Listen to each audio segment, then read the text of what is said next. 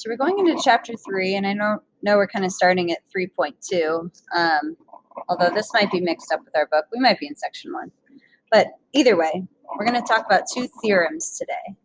The first one is called the mean value theorem, and you are allowed to abbreviate it to MVT. And so the mean value theorem says if f is continuous on the closed interval a to b and differentiable on the open interval a to b. So remember, differentiable, what does that mean? It means that you can take the derivative anywhere on that interval. So that means that means that it's continuous.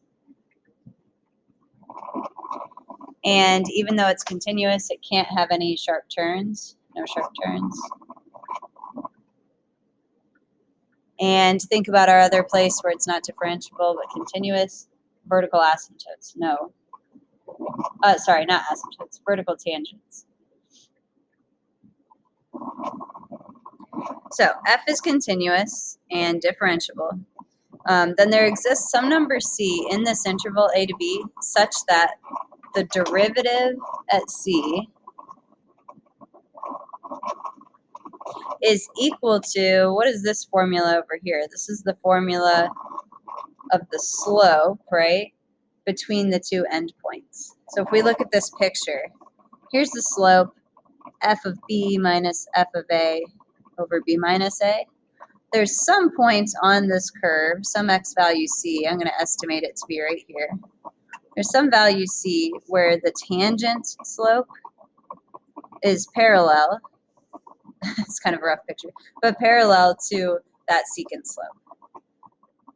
All right, so slope of the tangent, another way to look at that, slope of tangent is equal to slope of secant. And there is a special case of the mean value theorem. If f of a equals f of b, so if those are on the same level, then the slope of the secant line would be 0. That's what Rolle's theorem says. I just want to make a quick note. This is what we call an existence theorem.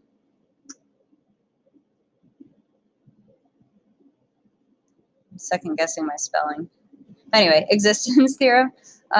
It doesn't tell us what f prime of c is. It's just telling us that they are equal to each other. Now, Rolle's theorem is the special case spelled out. So Rolle's theorem says, again, same stipulations. F needs to be continuous on this closed interval a to b, and it has to be differentiable on the open interval a to b. And why do we switch, by the way, between open and closed? That's just saying, like, on the endpoints, we're not worried about whether we're differentiable on these endpoints or not. Like, if it's normally, if we have a little segment here, we would say, oh, there's a vertical tangent or something at A. We're not worried about that because we're not including the endpoints for the differentiable piece. So anyway, if the y values at A and B are the same, if they're on the same level, you would get this horizontal slope, right, for that secant slope. So there's just saying there's at least one number c on that interval. Again, here it happens to be looking like it's in the middle, where the tangent slope is also 0. All right, one thing about these theorems is that the definition here, where it keeps saying f is continuous and differentiable, those are conditions. And so let's make a note here. When using both theorems, even though it's annoying, don't write that, but even though it's annoying, you need to briefly write conditions. It's like you're proving that you're allowed to use this. What do I mean by that? The conditions are that you have to verify or show that you've checked f is continuous and differentiable on A to B. I know it says continuous on A to B, but oftentimes I just talk about the interval in general. Okay, so practice. F of x equals x squared minus 3x plus 2. Find the x-intercepts. We can do that. That's algebra 2 stuff. And show that f prime of x equals 0. at some point between the two x-intercepts. So they're not giving us the interval a to b. We have to figure out what it is. So x-intercepts should be easy, right? Set the equation equal to 0. This one factors. I'm getting x-intercepts of 2 and 1. So now we're talking about the interval. We're talking about the interval 1 to 2. Show that at some point on this interval, f prime of x equals 0. All right, so to do that, I would show that, first of all, I'm going to talk about the conditions. F of x is continuous. I know that because it's a parabola. Continuous on 1 to 2. And f of x is differentiable. I'm going to abbreviate that for my notes and homework, but it would be a good idea to write it out on the AP test. Differentiable on the open interval 1 to 2. So I know those two things to be true because it's a parabola. And then now that I know that, I can go ahead and, in this case, we're technically using Rolle's theorem, although you could still cite mean value theorem. It doesn't really matter. But next I'm going to show that f of 2 minus f of 1 over 2 minus 1, I want to show what that equals. So if I plug 2 into this function, remember these are zeros, so you shouldn't have to plug it back in and check. You could if you wanted to, though. 4 minus 6 plus 2, 0. F of 1, again, that was an x-intercept, so it should be that the y value is 0. So there is a secant slope that's equal to 0, and since the function is continuous and differentiable, by Rolle's theorem, or again, you could use MVT. Rolle's theorem is, is just a specialized case. So by Rolle's theorem, there exists f prime of, this says f prime of x. I'm going to say f prime of c equal to 0, but we have to make one little stipulation such that, or you can say like, such that is often abbreviated ST, means such that. There exists some f prime of c equal to 0 such that c is between 1 and 2 on this open interval. So I'm going to write 1 less than c less than 2. If you want to use interval notation, it would be like c is an element of 1 to 2, but I prefer to write interval or inequality notation for that. All right. It doesn't say to find c yet. That's the next part. So find that point where f prime of c equals 0. All right. We're not stuck in Rolle's theorem anymore. We know it exists. That's all that Rolle's theorem tells us. That's all that mean value theorem tells us. To find it, we need to find f prime of x. So quick little derivative here is 2x minus 3.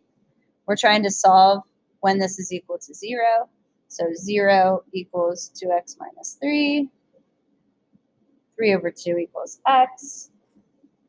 Okay, and it says find that point where f prime of c equals 0. So I have the x coordinate, but I don't have the y coordinate. To find the y coordinate, I need to plug 3/2 back into the original f of x function. So 9/4 minus 9/2 plus 2. 9/4 minus 18/4 is negative 9/4. Plus 2 is now 8/4. Negative 1/4. So at the point 3/2, negative 1/4, this is the value for which f prime of x equals 0.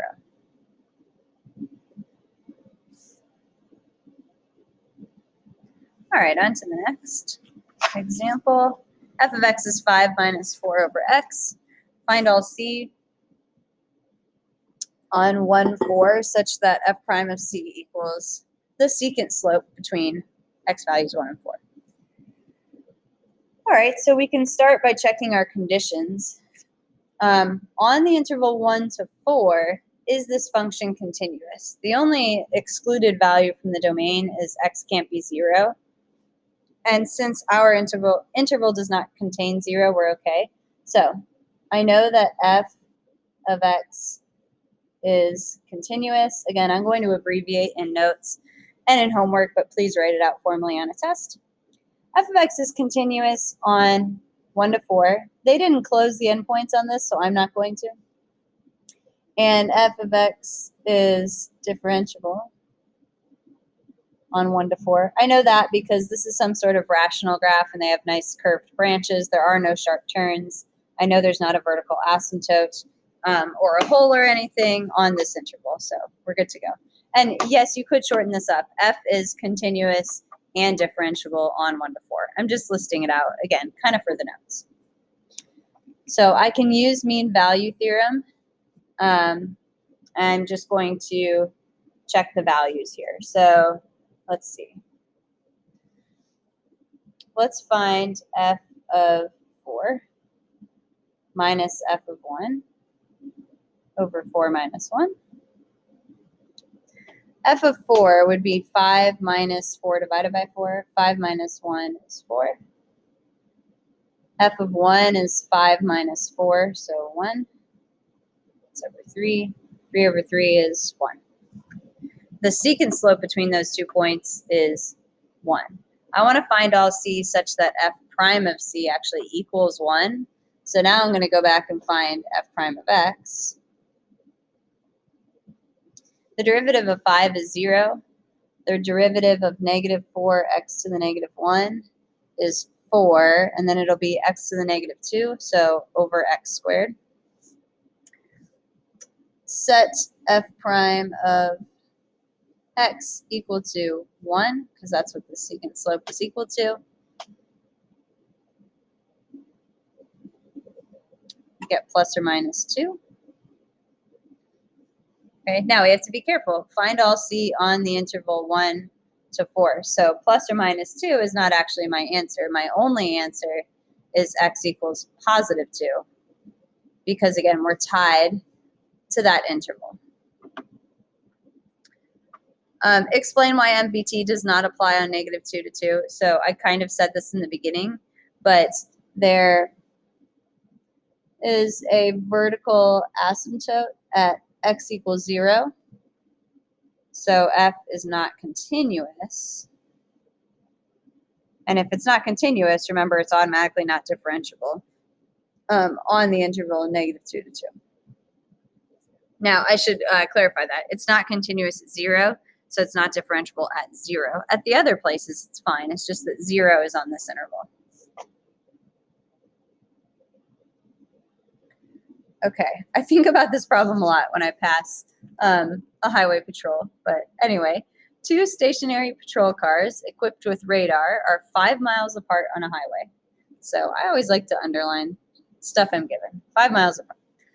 As a truck passes the first cop, its speed is clocked at 55 miles per hour.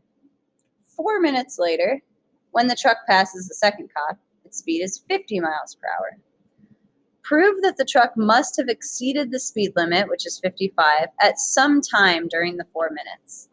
So, you know, they were going the speed limit when they passed the first police officer, and then the second one, they were going under the speed limit. So how could we prove? Well, the thought here is, what is that average rate of change? Is there any way they could have stayed within the speed limit and crossed a distance of 5 miles in 4 minutes? That's the idea here. So think about average velocity, average rate of change. This is chapter 1 stuff, average rate of change. They had a distance of 5 miles in 4 minutes. So the average rate of change, 5/4, 1.25, whatever, is 1.25 miles per minute.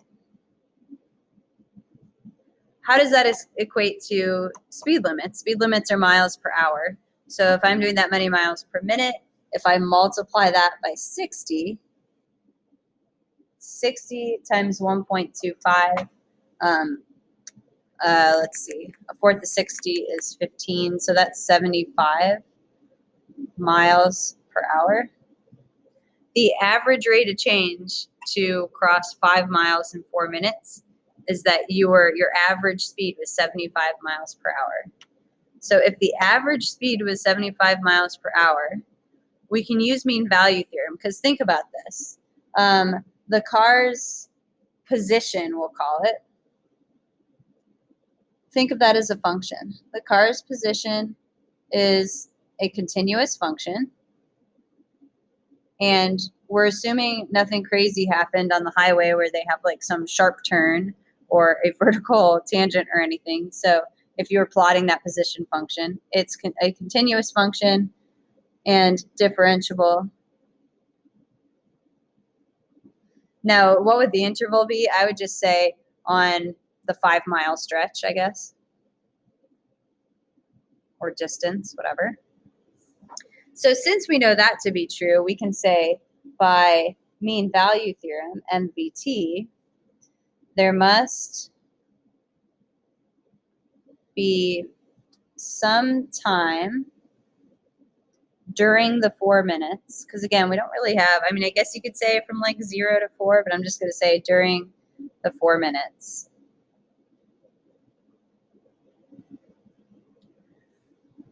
where the instantaneous velocity,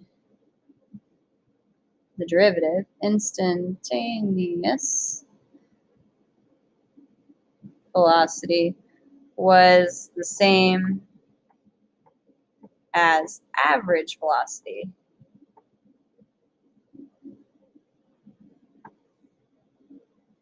Which was 75 miles per hour. And if that's not obvious enough, I'm going to write that's speeding.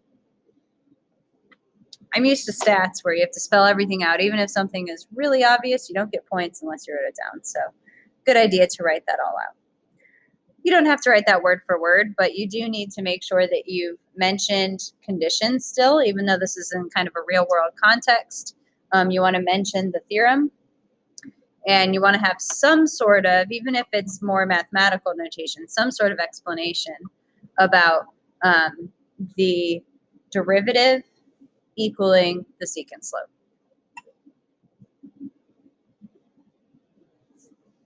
Okay, this is an old AP question. The rate at which water flows out of a pipe in gallons per hour is given by a differentiable function. We're told R is differentiable. Therefore, we also know R is continuous. A function R of time t. The table shows the rate as measured every 3 hours for a 24-hour period. Is there some time t between 0 and 24 such that the instantaneous rate of change is equal to 0? Justify your answer. Okay, so I'm going to make a note so I don't forget. R is continuous and differentiable on 0 to 24. We're given that. Given differentiable means by default given continuous. Okay, so we know that. Let's go ahead and find the secant slope. R of 24 minus R of 0 over 24 minus 0. So R of 24 is that supposed to be, I think on your paper it might look like 96. It is supposed to be 9.6. I don't know if yours looks the same. And R of 0 is also 9.6. So that's 0. Even though it's obvious that that's 0, you do need to show this work so that you're not just jumping right to 0. So anyway, when in doubt, show your work. That's coming out to 0 gallons per hour. So I can say you could say by Rolle's theorem, because this is 0, or you could say MVT, but I'm going to say by Rolle's theorem, there exists R prime of C, I'm going to say, equal to 0 such that C is between 0 and 24. I know it says R prime of T equal to 0, but we're saying like there's some answer for T there's some value C on this interval where C is between 0 and 24. Are they going to take off if you put T's there instead?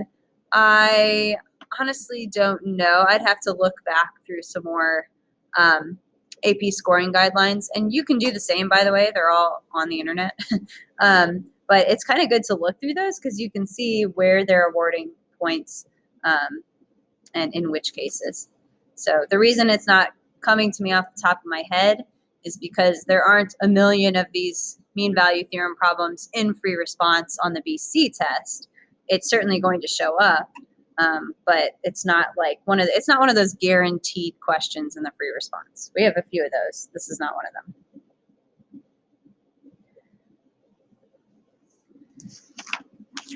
Okay, another AP question. This is from 97. Let f be a function given by f of x equals 3 cosine x. As shown below, the graph of f crosses the y-axis at point P and the x-axis at point Q. And we're given coordinates, 0, 3, pi over 2, 0.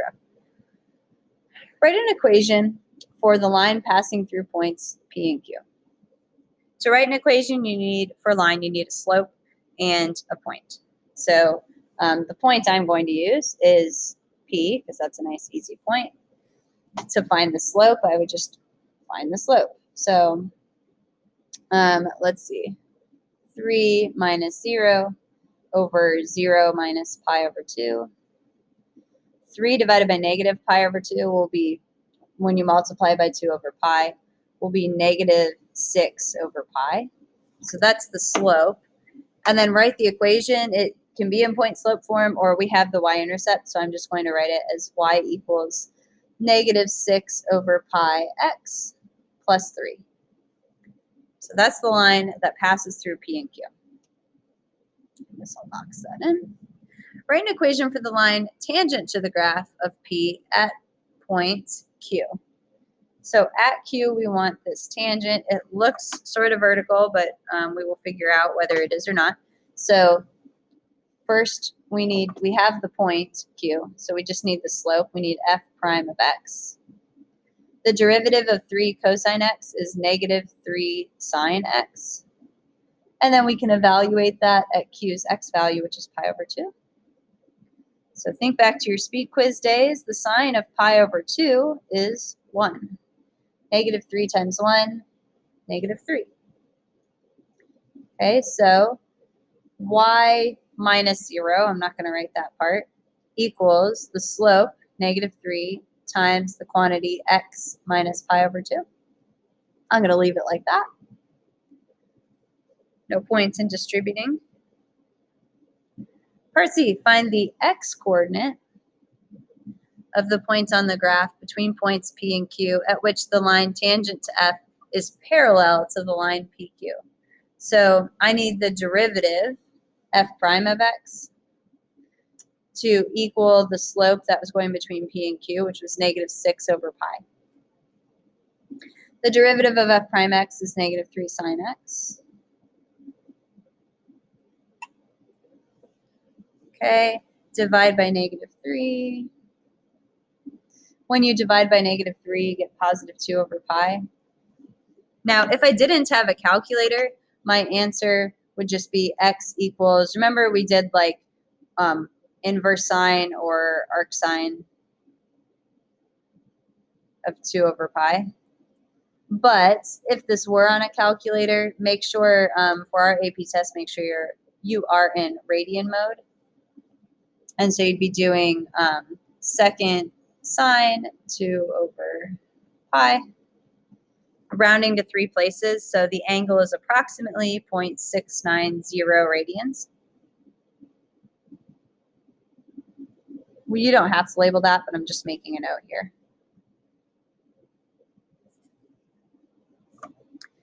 Okay, you're going to see these tables a lot on AP tests, so we are very likely to see something of this sort on our AP test. So the functions f and g are differentiable for all real numbers, so also that tells us they're continuous. And g is strictly increasing. That means that we should notice that all of g's derivatives are positive, and they are. The table above gives values of the functions and their first derivatives at selected values of x. the function h is given by f of g of x, so plug g of x into f, and then subtract 6. Explain why there must be a value r between 1 and 3 such that h of r equals -5. So first I want to make a note about h of x. Since both f and g are differentiable and continuous, it means h of x is differentiable and continuous. There's nothing in the h of x equation that would cause you to have a discontinuity on that interval. If it said something like divided by x minus 2, then we would have a problem because h of x wouldn't be continuous at 2, but it doesn't have that. So first of all, for part A, I'm going to say h is differentiable and continuous on, we're looking at the interval 1 to 3, so I'll say that. Okay, so explain why there must be a value that just plain old h of r is equal to -5. This is intermediate value theorem. We're not talking about derivatives, that's part B. This is just saying, if you have a continuous function, how do we know that h of r has to hit -5 at some point? So, intermediate value theorem was finding the values of the endpoints. Let's find h of 1 and see what its y value comes out to. H of 1 is f of g of 1 minus 6. G of 1 is 2. So now this is just f of 2 minus 6. F of 2 is 9. Now this is just 9 minus 6. H of 1 is equal to positive 3. Okay, next part. Let's find h of the other end of the interval is 3. That means f of g of 3 minus 6.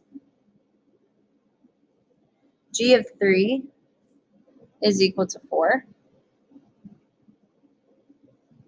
F of 4 is equal to -1. H of 3 is equal to -7. By intermediate value theorem, if this is a continuous function, for h of x to pass from 3 to -7, at some point it must have hit -5 in between. So this would be, since I already had my conditions up here, really continuity is the only condition for intermediate value theorem, but I'm going to say by IVT, intermediate value theorem, there is r such that 1 less than r less than 3. There's an r, oops, sorry. It sounded weird. There is an r between 1 and 3 such that, there we go, h of r equals -5. And that's because you can see our different values cross through -5. Okay, for part B, explain why there must be a value c between 1 and 3 such that h prime of c, the derivative at c, is equal to -5. So again, I already had my h is differentiable and continuous. I mentioned that in part A, but if you're not sure, you might as well write it in part B as well. And so that means that I can find the secant slope, h of 3 minus h of 1 over 3 minus 1. And we'll see what this comes out to. So we have, let's see, h of 3 was -7 minus h of 1 was 3 all over 2. -10 over 2 is -5. So I would say by mean value theorem, MVT, there exists C between 1 and 3 such that h prime of C equals -5.